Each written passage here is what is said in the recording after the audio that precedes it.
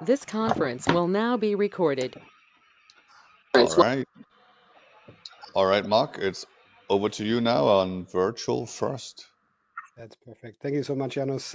Thanks for the intro. And yeah, virtual first is my topic of today because this is the name of the strategy that my company, the company I'm working for, which is Dropbox, has just announced a couple of weeks back.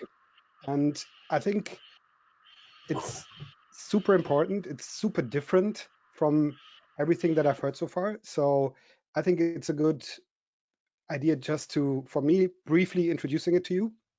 And then I would also like to get your feedback. This is kind of super important for me as well. So it will only take about roughly 10 minutes, and then we will have some more time to talk about virtual first and if you think that this might make sense.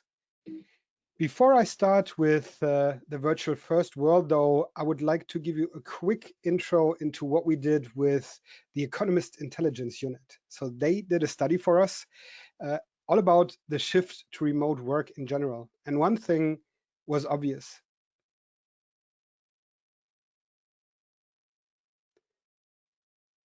Focus in the workplace is one of the most important things ever. So being focused is super important. What they looked at is how does this work in a remote environment? And when they surveyed employees, they got nearly 90% of them said that they are just as productive at home or even more productive compared to the office.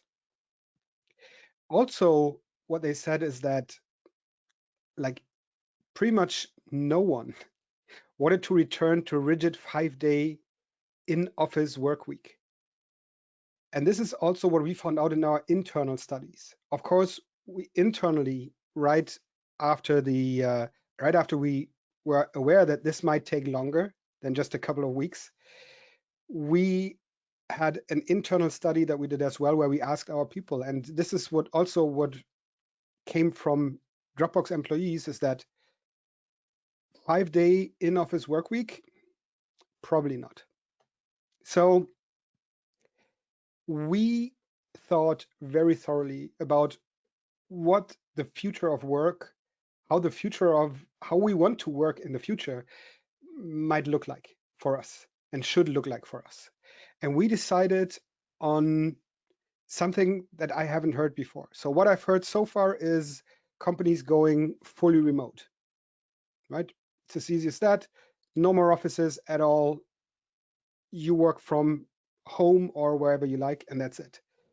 Second thing that I heard is a hybrid approach. So employees choose whether they want to go into an office or not. So the offices stay the same, but the employee decides where he wants to work from. Actually, we aren't convinced of either of those scenarios. And there are a couple of reasons for that, and I will come to them a little bit later. The main thing is that especially if you go for a hybrid approach, the super big challenge is the HR processes. So because we're all human, we tend to prefer people that we are with all the time in terms of physically with. So this is also what we heard from companies that went for this hybrid approach, that whenever they were looking at promotions, for example, there was this unconscious bias to look at the people that are in the office more often first before you look at the people that are remote only. So what is virtual first?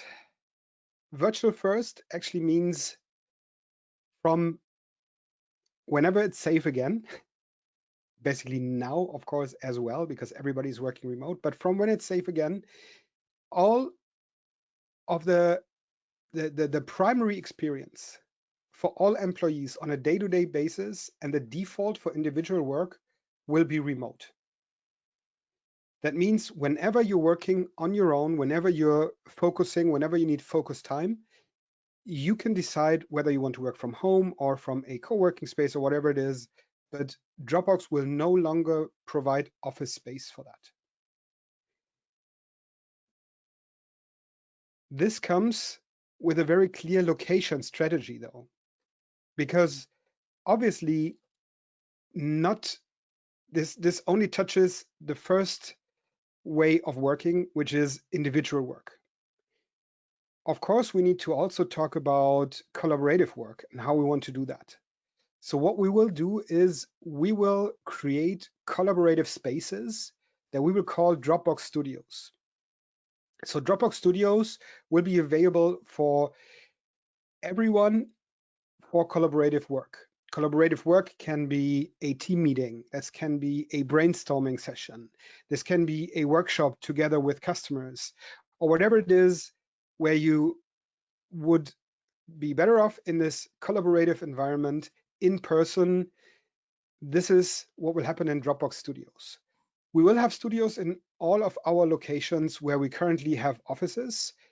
There might be a difference between dedicated spaces in places where we also currently have our larger offices like San Francisco, Seattle, Austin, and Dublin, or it can also be on-demand spaces in other geographies. Like my place where I'm currently working from is Hamburg. We will have an on-demand studio for all this kind of collaborative work. The second idea that we think is essential for virtual first is the idea of non-linear workdays. Can you just hold 1 second, Mark? Because we had a question on the location strategy. Martin from Switzerland, could you elaborate slightly on your question? Yeah, I was just wondering, thank you, Janus, if these studios were also available online so that you can do collaboration online. Is that also part of the strategy? So the studios are mainly meant for being in person, but and they are not built yet, right? So we're in the process of building them or of creating the ideas for them. I'm 100% sure there will also be available hybrid, like in person as well as for people that are not in an office space. Actually, everything else wouldn't make sense for us in the way we think about working, because it's a very inclusive idea for us. So of course, if people really don't want to come to an office, whatever the reason is, even for this collaboration setting, we will not force anyone to do this. Okay, thank you. Perfect. The second idea of the non-linear workdays, that's for me personally, it's a super interesting idea. And when I first heard this, I had to really think about this. So one thing that we will implement more on a personal basis, though, is what we call core collaboration hours. So I'm very sure that all of you are aware of this as well and are experiencing this right now. Linear work today means meetings from 9 to 5. Thinking about those 30-minute slots that you have all day back to back, and this is not working. So what we are thinking about is how do you actually set core collaboration hours for synchronous work, where you are really available for everyone, of course, considering time zones with an overlap between those time zones, and really balance the collaboration aspect with the need for individual focus. And this will be super interesting, and we will develop that along the way. Last but not least, the employee experience. We know that, or I mean, if you've ever been to a Dropbox office, you know that those were extremely cool spaces. It was absolutely great to be in there, and all the buzz that you have, all the collaboration that happened there is super important. We will design this whole employee experience from IT to HR, also in a virtual first environment. So we will invest in a holistic ecosystem of resources, like a dedicated team to support employees, track our progress on productivity, engagement, and culture. And the first step to this is something that we call the Virtual First Toolkit that we developed, where you can see a lot more details around all of the things that I'm talking about. And all of this is open sourced. So whoever is interested, and I got a link on my next page, you can look into this and get more details on it. So the Virtual First Toolkit, I just brought you 3 examples of the content here. So first thing, and I really love this, is focus on impact, not on busyness. So if you look at the couple of places where also I've worked for before, is like, it was always important that people see you while you were working.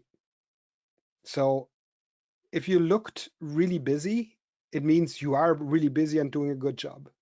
This will no longer be the case if you are working remotely, which means we will focus totally on the impact that you deliver and not on the busyness, not on the time that you're working. This will be super important, and we will, just as an example, we will also, our OKRs, our objective key results, we will base those on the impact and no longer on the busyness. Second thing, going non-linear. Going non-linear is kind of connects to this idea of the core collaboration hours that we have. We really think that we need to rethink the 9-to-5 workday, because this is not working for us anymore. We want to give our employees a lot more flexibility on how they structure their day, hence those core collaboration hours. We will do them by team, by region, and just look at what is working. Just like with all of the stuff here, nothing of this is living right now, right? Because we're still in this pandemic. This is for the time after the pandemic. The non-linear approach, we will probably start doing this from January 1st. And this will be super interesting on how we will reach the goal here, which is to really be flexible on your working days, on your working time. Last but not least, think asynchronous by default. I can't tell you how many completely wasteful meetings I had during the last month. And the main reason for those wasteful meetings is because you don't have a person sitting next to you that you can just ask for certain things. So whenever you want to get input from someone, you have to set up a meeting. I'm not saying it's the wrong way of doing things. What I'm saying is it will really take a lot of your daily working time to have all of those meetings with people. Because sometimes when you're working on something, it might not be really collaborative work, but you need input from certain people. So you just set up those 30-minute meetings that I talked about before, over and over again throughout the whole day. So we will, with the tools that we already have and with the tools that we will develop in the future, we will work on replacing those quick syncs with asynchronous work by default. Just like working on Dropbox Paper, for example, where people can collaborate in a single document, where you can comment on a single document and take it from there. Those were just 3 examples from the Virtual First Toolkit. And now I would be super interested to hear your thoughts. What do you think of this strategy, of the idea of virtual first, individual work in a remote location, collaboration work in Dropbox Studios? Thank you very much, Mark. Let's just open the floor for Q&A. I see Lisa also on this call. Hey, Lisa. Perhaps, if you don't mind, your initial thoughts and reflections? Yeah, sure. I really like the idea of asynchronous communication. I've read a bunch about it. Some other smart people also talked about it. At Basecamp, for example, they talk a lot about asynchronous communication, and it is something that we've adopted in our team a little bit during this time because we noticed that we're stuck in meetings all day, every day as well. So we said, okay, so maybe we'll just set some ground rules. And for us, it's fairly simple. We said, okay, whenever there are questions, we'll start in Slack and we'll see if we have to have a meeting. But you're not allowed to call ad hoc meetings if you hadn't asked your questions before on Slack, just as a very small way to implement this. So yeah, I'm all for that. And I think on a grander scale, more generally, yeah, what this pandemic has shown is that it is possible to work like this, and I think there are a lot of benefits to it. For me personally, I like to take a nap during lunchtime if I can sometimes. It just helps me to be more productive in the afternoon. But there's also people with kids and talent in remote locations, or people that, want to stay in one country but work somewhere else. So I think having this approach, but not limiting it to only remote, just opens so many doors. I think that's really cool. All right. Very That's good. perfect. Thank Thank you, you so much for Lisa. this feedback, Lisa. Actually, I made a note of the no ad hoc meetings before Slack. I love this. I will immediately implement this with a wider team. This will definitely help us. Mark, Awesome. I got a question for you, Mark, because where I worked, there was a really big informal culture where a lot of the decisions were made by the water cooler and not in the formal sessions, but just around them. Have you any idea how to support that with Virtual First to create this virtual water cooler, or do you have some ideas of how is Dropbox doing that? So to be honest, we don't tend to, especially for decision making, I don't know whether that's the best way to move forward. For general, I think the general question here is, how do you have those water cooler conversations, those smoking break conversations? And yes, we need to find ways for that.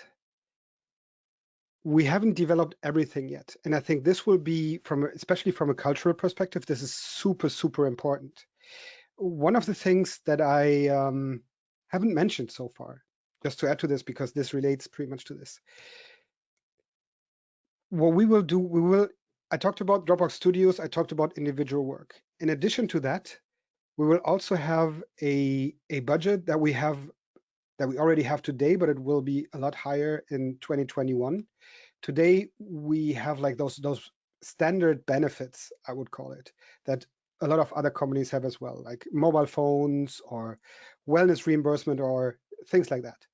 We will add co-working spaces to that, which means that we will give employees the opportunity not only to work from home, because this is not possible for everyone, right?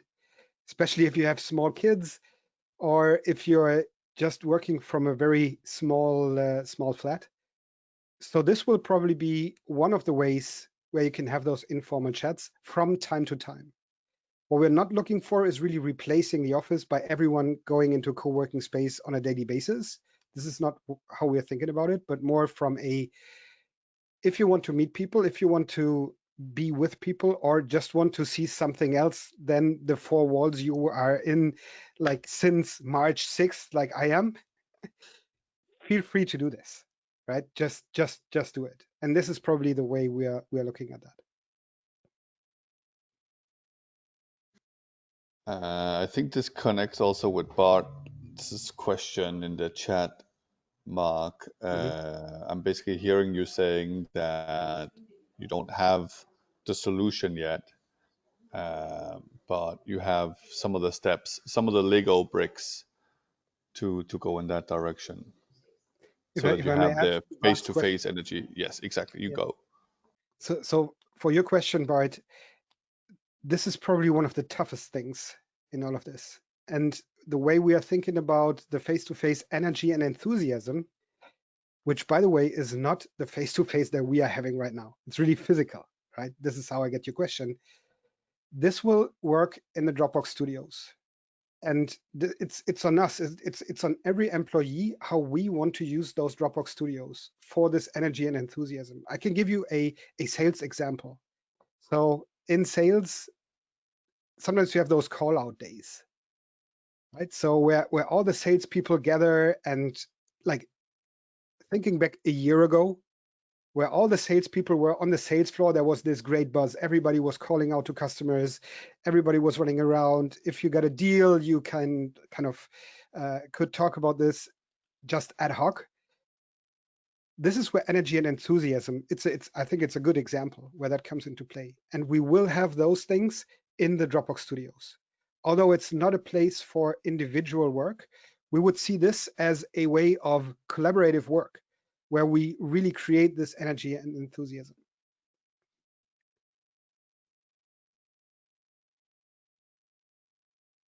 Gary, thanks for your message. I really like that. And I think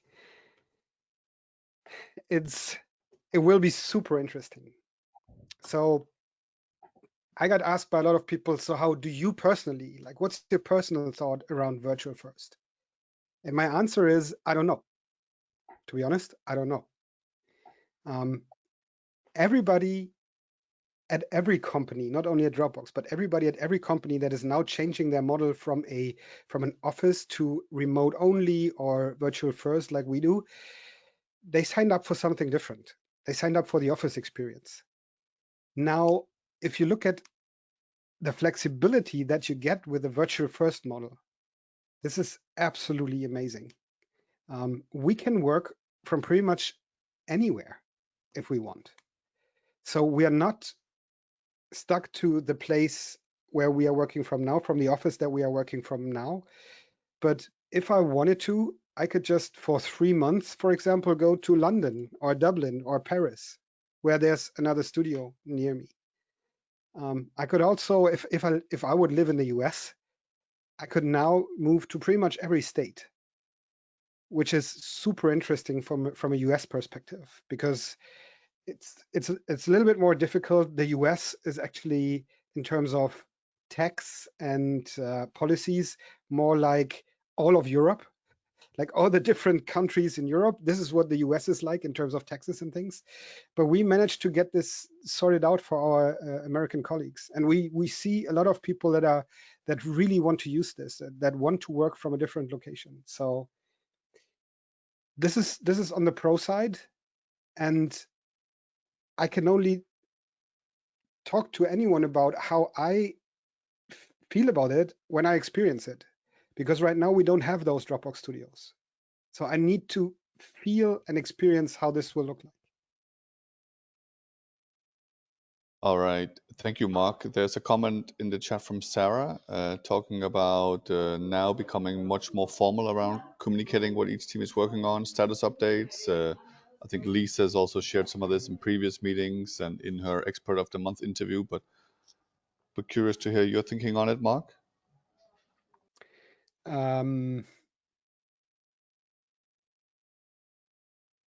Much more formal around communication, definitely, on all aspects of that. And one rule that we brought into play is over communicate all the time, because you have to. That means so what I've personally seen is, we have all hands meetings like for the whole of Dropbox, but also for different teams. I have seen, or what I have seen in the statistics, is that they are being watched after they actually took place far more often than they did in the past. So people really have to get the news. They want to get the news.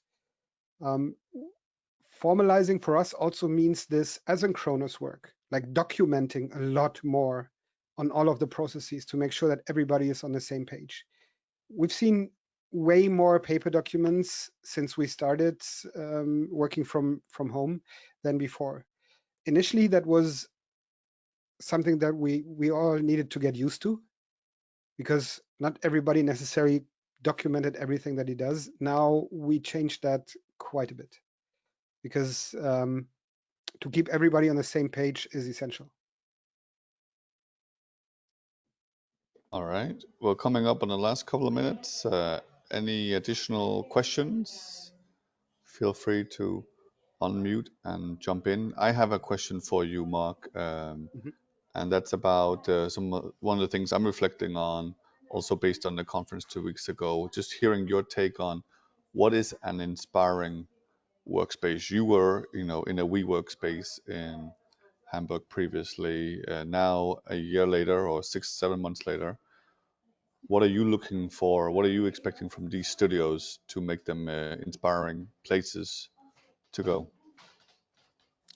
So of course, I have a very personal view on this because, and Janus, you have seen the Dropbox space inside the WeWork, right? It was even that was super special and very Dropboxy. So Yeah, perhaps just for like those on the call here, you could just elaborate a little bit on what is that Dropboxy? so it was actually super comfy. We had sofas in there. We had a lounge. We had different meeting rooms that all had this Dropbox touch. It's hard to explain, but even though it was in a WeWork, it looked very much like a Dropbox office in the other locations that we had where we rented the spaces or where it was ours. My expectation, therefore, on the studios is super high because the same team that built our offices, they are going to build the studios. And I'm super curious. I have no clue how they will look like yet because they are just in the process of creating this. But I am 100% sure they will be awesome. And thinking about taking this a little bit wider to how would I imagine my workplace, I think we will see a lot more upscaling of the equipment on people that they have at home in their remote locations. And I think if you look at the different models for co-working spaces, I think for the tech industry, the coolest ones will win. And if you want an example for that, search for Hamburger Ding. That's a co-working space in Hamburg. It's directly pretty much on the Reeperbahn. And they are super special from what you can see on the pictures. I haven't been there, but I will definitely give it a try. Thanks, Janos. I think in the future, when more and more people are working remote, but will have the opportunity to also work from co-working spaces, they will look for this special touch, for this extra special thing. And we, as a team in Hamburg, we agreed on looking for the next co-working space, starting as soon as it's safe again. Cool. Thank you, Mark. We're right on the nose here in terms of timing. Thank you very much for preparing the slides. Very interesting voiceover. Thanks for the Q&A here at the end. I would say let's give Mark a big round of applause. Right. Thank you. All right. Thank you, Mark. We'll stay in touch and I'll share the notes from this.